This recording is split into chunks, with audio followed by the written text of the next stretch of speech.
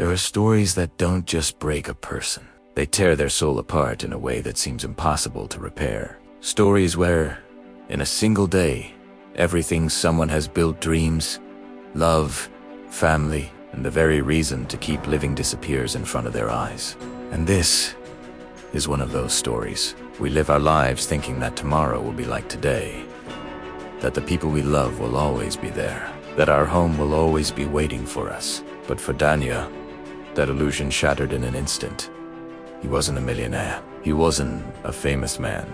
He was just an ordinary human being, like you, like me, with one dream: to give his family a better life than the one he had. And for a long time, he managed to do it. He and his wife, Clara, had built a small world together. A modest house filled not with riches, but with laughter, warmth, and love. Their 2 children, Sofia and Matteo, gave meaning to their every step. They weren't perfect parents, but they were present. They shared breakfasts filled with hurried conversations, chaotic mornings, and sleepy goodbyes before school. In those simple details, Daniel found happiness. He had a stable job. Clara cared for the children with a love that could move mountains. And though they didn't have everything, they had what really mattered: each other. That was their fortune, their wealth, their treasure. But life has a cruel way of testing even the strongest hearts. And sometimes, the test doesn't come little by little, it comes crashing down all at once.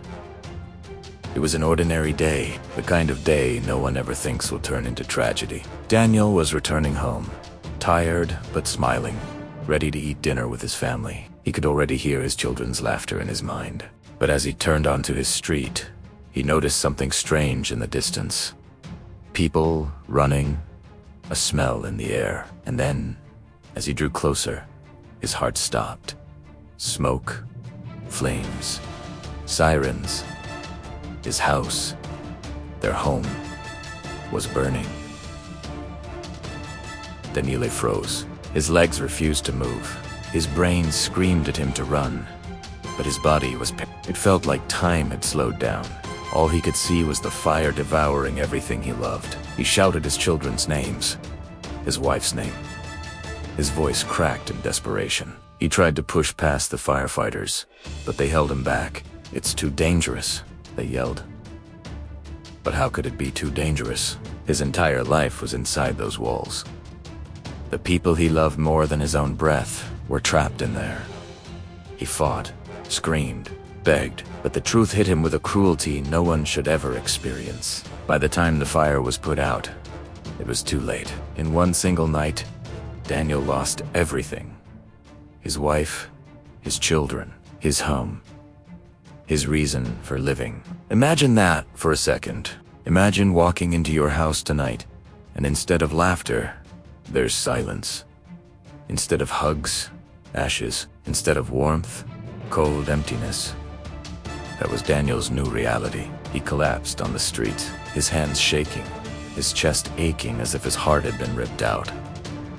He begged for it to be a nightmare, for someone to wake him up. But the nightmare was real, and it was merciless. The following days were a blur. Funerals, condolences, people whispering about how unfair life could be, and everyone said the same thing: stay strong. But how could he? What strength is left when everything is gone? Daniel stopped eating. He stopped sleeping. The house, now in ruins, was a constant reminder of what he had lost. Friends tried to visit him, but he pushed them away. He didn't want company. He wanted his family. He wanted his life back.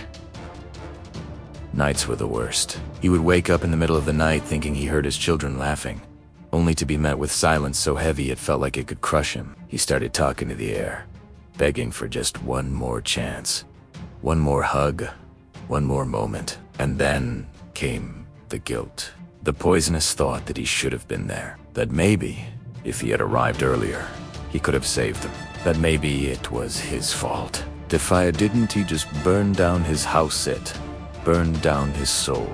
Weeks turned into months, and Daniel became a shadow. A man breathing, but not living. People crossed the street to avoid him. They didn't know what to say. What words can heal a wound so deep? There are none. At one point, Daniel considered ending it all. To join his wife and children wherever they were. He held the thought in his mind like a dangerous secret, but something stopped him. Something invisible, but powerful. A memory. The memory of Clara's voice, telling him, "Promise me you'll always protect them." The memory of Sophia running to him, screaming, "Daddy, you're my hero." The memory of little Matea, holding his hand so tightly, as if afraid of losing him. Those memories hurt. They broke him even more. But they also lit a spark so small he almost didn't notice it. But it was there. Because maybe, just maybe, the greatest way to honor those we lose isn't by joining them, but by carrying their love inside us, by making their absence mean something, by turning tragedy into a legacy. And that was the beginning of Daniel's second life. He didn't wake up one morning magically healed. No, healing doesn't come like that.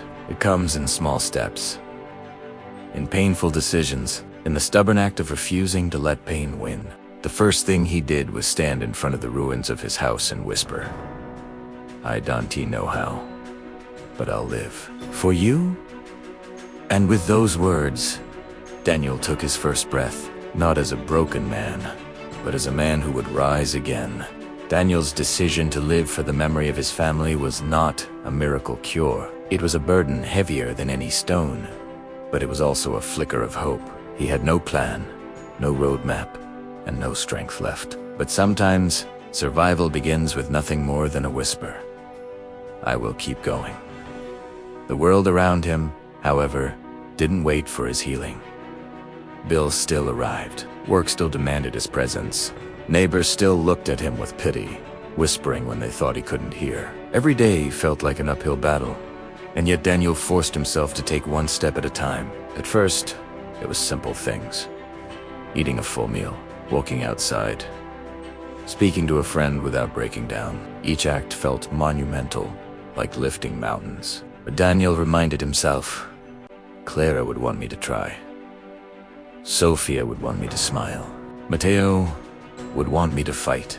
Still, there were nights when grief came crashing back with a violence that felt unbearable. He would find himself kneeling on the cold floor, clutching the few surviving photos of his family, screaming into the silence of his empty home. He begged for answers, for reasons, for something that would make sense of his suffering. None ever came, and yet, as time moved forward, Daniel began to see something he hadn't noticed before. Pain was everywhere. He wasn't the only one carrying invisible wounds. In the hospital waiting rooms, in the park benches, in the faces of strangers walking alone at night, he saw reflections of his own brokenness. One evening, as he sat in a cafe, he overheard a woman crying quietly into her coffee. She had lost her husband to cancer. Daniel hesitated, then walked over. His voice trembled, but he said, I know you don't know me, but I understand. She looked at him with eyes filled with disbelief, then relief, and for the first time, Daniel felt that his pain had a purpose, connection. From that moment, Daniel began to change. His tragedy, once a cage, became a bridge. He started volunteering at support groups, sitting with people who had lost children, spouses, parents. At first, he only listened, but soon, he spoke. And when he did, people leaned in. His words weren't polished, they weren't perfect, but they were raw, real, and honest. He didn't promise healing. He didn't promise answers. He simply shared his own battle to stand back up after losing everything. And somehow, that was enough. People began calling him the man who rose from ashes. His story spread. Local newspapers wrote about him. Videos of his talks started circulating online. Comments poured in from people across the world. Your words saved me from giving up.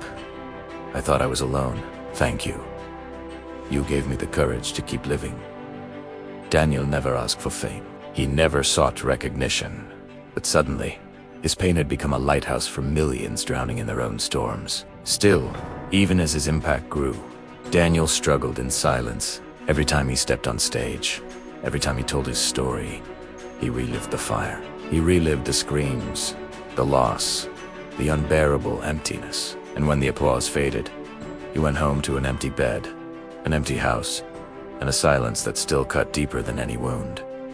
But he kept going, not because it was easy, but because he had made a promise to his wife, to his children, to himself. One night, years after the fire, Daniel stood before a stadium filled with thousands. The lights were blinding, the crowd buzzing. He felt his knees tremble, not from fear, but from the weight of what he was about to say. He took a deep breath and spoke.